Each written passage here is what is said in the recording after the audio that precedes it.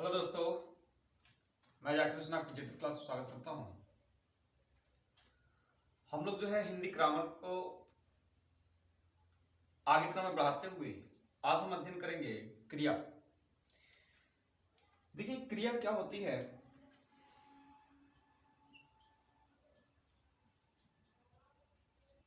तो आप जानते हैं क्रिया जिसको अंग्रेजी में वर्ब भी कहते हैं। वर्ब क्या है? तो आप जनरली जो है कहीं ना कहीं आप कई क्रियाएं करते रहते हैं, कहीं ना कहीं काम करते रहते हैं, वो सब क्या है? क्रिया है। तो क्रिया क्या होती है? तो एक प्रकार का हम कह सकते हैं क्रिया जो होती है विकारी शब्द होता है।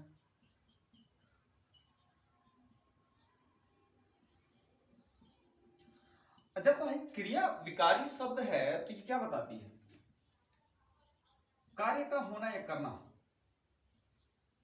कार्य का होना या करना पाया जाता है। वह शब्द जिससे किसी कार्य का करना या होना पाया जाता है उसी को हम क्या कहते हैं? क्रिया कहते हैं। अब बात कर लेंगे, जैसे एग्जांपल में हंसना, खेलना, पढ़ाना आदि तमाम चीजें। तो ये तो क्रिया हो गई जिससे हमने क्या किया, हमने पता चला कि वो खेल रहा है, वो दौड़ रहा है, वो हंस रहा है, वो चल रहा है, रो रहा है, सो रहा है, जाग रहा है, बैठ रहा है। ये सारी क्रियाएं क्या है? ये सारे जो कार्य हैं ये क्या है? विकारी शब्द है। तो करें कि कार्य का होने या करना पाया जाता है उसी को हम क्या कहते हैं? क्रिया कहते हैं। अब देखते हैं, आता है हम लोग का धातु। क्या होता है? धातु।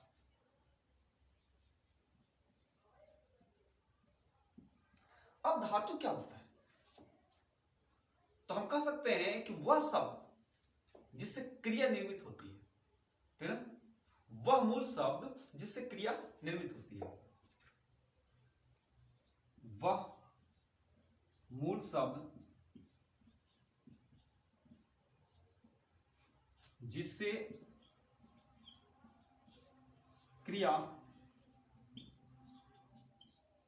निर्मित होती है।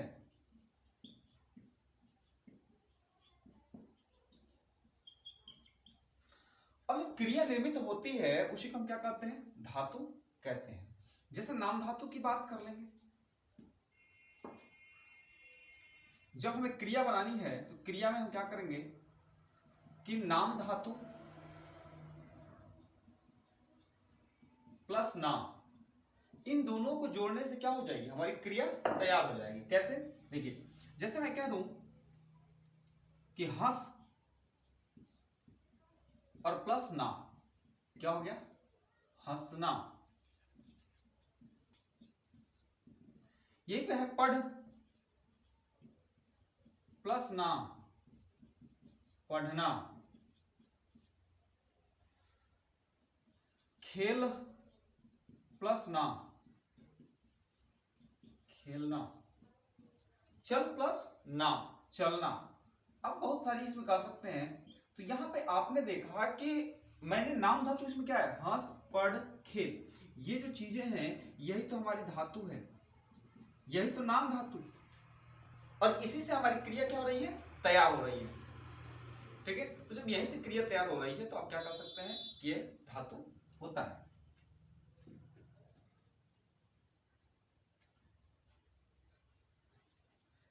अब देखते हैं क्रिया के भेद।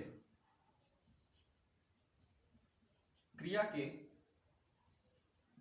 भेद। देखिए बच्चों, क्रिया के भेद जो होता है वो क्रिया को कई रूपों में बांटा गया है। एक तो बांटा गया है इसको कर्म के आधार पर,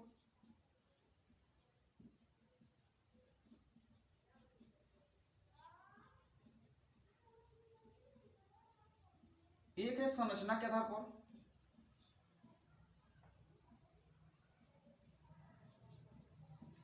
एक है संरचना के आधार पर, और एक है आपका संरचना प्लस प्रयोग के आधार पर। अब देखते हैं कर्म के आधार पर जो होता है दो भाग होते हैं। कितने होते हैं? क्रिया के भेद कर्म के आधार पर दो प्रकार का होता है। संरचना के आधार पर कितने होता है? तो ये होता है आपका 5 प्रकार का होता है। और संरचना प्रयोग के आधार पर जो होता है संख्या जो होती है 8 होती है। संख्या 8 होगी। यहाँ पे संख्या जो है 5 है। ये संख्या जो होगी कितनी होगी? 2 होगी। ठीक है। अब कर्म के आधार पर कौन कौन होता है तो देख लेते हैं। एक है आपका सकर्मक, सकर्मक, और एक होता है अकर्मक। सकर्मक एवं अकर्मक। संरचना के आधार पर देखेंगे तो संरचना के आधार पर जो होती है ये 5 प्रकार की कौन कौन सी होती है देख लेते हैं। संरचना के आधार पर जो होगी एक होती है नाम धातु संयुक्त,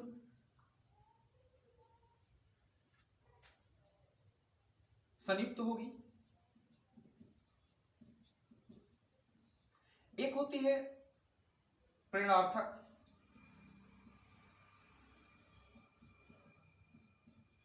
एक होगी पूर्वकालिक,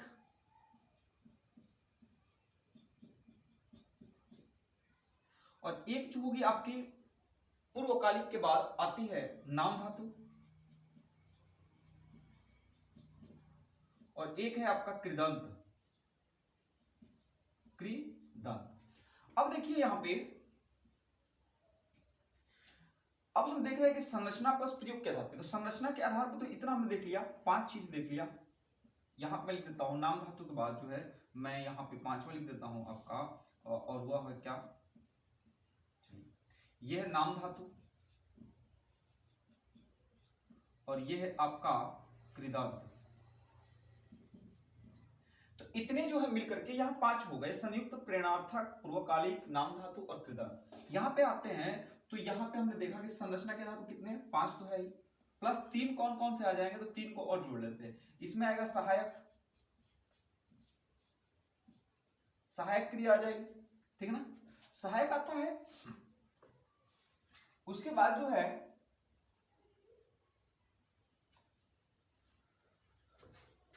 सहायक आता है, और एक आता है आपका सामान्य,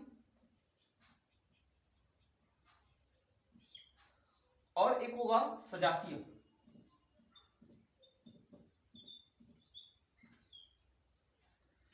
इस प्रकार से आपने देखा कि जो संरचना प्रयोग के आधार पर है यह टोटल क्रिया जो है कितनी है? तो 8 प्रकार की है।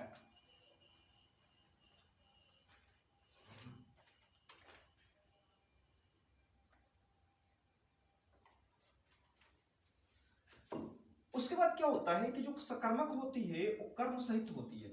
क्या होती है? कर्म सहित। यह कर्म सहित होती है, और ये जो होती है कर्म रहित होती है। कर्म रहित मतलब कर्म नहीं पाया जाता इसमें, कर्म रहित होती है। यदि बात कर लेंगे तो कैसे पहचानेंगे, तो पहचानने का तरीका क्या है कि यदि आप कर्ता के साथ क्या का प्रश्न लगाते हैं, ठीक है? तो क्या का प्रश्न करने के बाद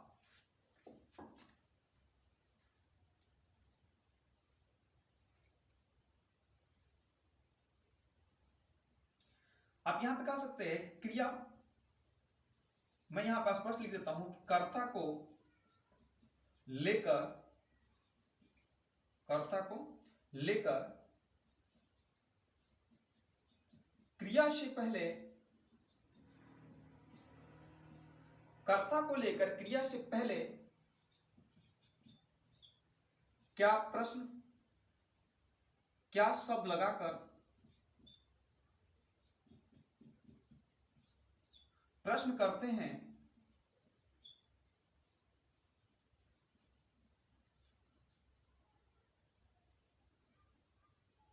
और देखिए जो उत्तर आएगा, जो उत्तर आएगा ना, यदि हमें जो उत्तर मिल जाता है तो कर्म आएगा, और नहीं मिलता है तो क्या होगा? अकर्मक होगी। जैसे मैं यहां पे कह दूं एग्जाम्पल, श्याम रोटी खाता है, श्याम रोटी खाता है। अब मैं प्रश्न में कह दूं कैसे पहचानेंगे, तो देखिए मैं कैसे लिखूं, श्याम क्या खाता है, श्याम क्या खाता है, तो आप बताएंगे कि श्याम तो भैया रोटी खा रहा है, और यहां पे खाता है, तो ये क्या हो गया, कर्म हो गया, और साथ ही साथ क्या है, ये क्रिया है। तो ये जो सेंटेंस आया सकर्मक हुआ, सकर्मक हुआ। ठीक है, आशा है कि समझ गए होंगे आप।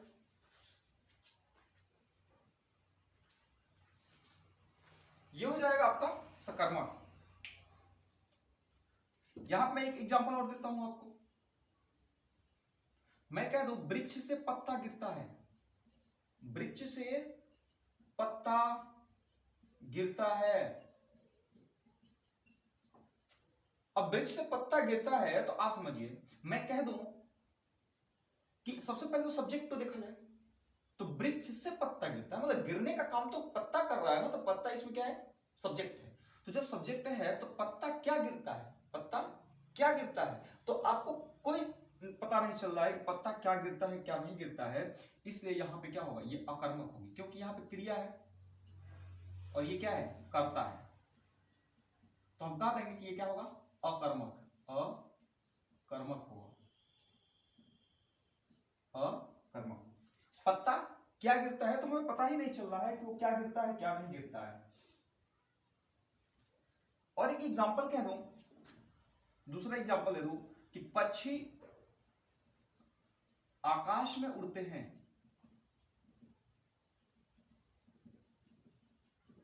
मैंने स्पष्ट ही लिख दिया कि यहां पे कि कर्ता को लेकर के क्रिया के पहले, क्रिया से पहले क्या शब्द लगा करके प्रश्न करते हैं, तो जो आंसर आता है वही हमारा क्या होता है, वही हमारा जो होता है अकर्मक क्रिया होता है, वही जो होता है, जो उत्तर मिलेगा वही जो होगी, जो उत्तर मिलेगा। यदि उत्तर मिल जाता है तो क्या हो जाएगी, सकर्मक, और नहीं मिलता तो क्या होगी, अकर्मक। तो पक्षी आकाश में उड़ते हैं, तो मैं कह दूं कि पक्षी क्या उड़ते हैं, पक्षी क्या उड़ते हैं, तो आपको कोई जवाब नहीं मिल रहा। इसका मतलब ये क्रिया दिया हुआ है और ये दिया, ये जो है आपका वर्ब हो गया और ये सब्जेक्ट हो गया, भैया कहीं ना कहीं ये भी क्या है, अकर्मक है, अकर्मक है। तो मैंने दोनों चीज बता दिया, सकर्मक अकर्मक, देखिए क्रिया के भेद बता दिए। दोस्तों मैं आशा करता हूं कि ये क्रिया का जो फर्स्ट पार्ट है, यहां पे हम लोग जो है फर्स्ट पार्ट कर रहे हैं, फर्स्ट पार्ट, ठीक ना, पार्ट जो होगा ये फर्स्ट होगा, और बहुत ही बेहतरीन तरीके से आसान शब्दों में मैंने आपको समझाने की कोशिश की, क्योंकि कंसेप्ट क्लियर है तो बाकी सब चीज क्लियर है। ठीक है, तो आप जो है पढ़े, मस्त रहे, स्वस्थ रहे। ठीक है, वीडियो को देखें, सब्सक्राइब करें, देखने के लिए धन्यवाद।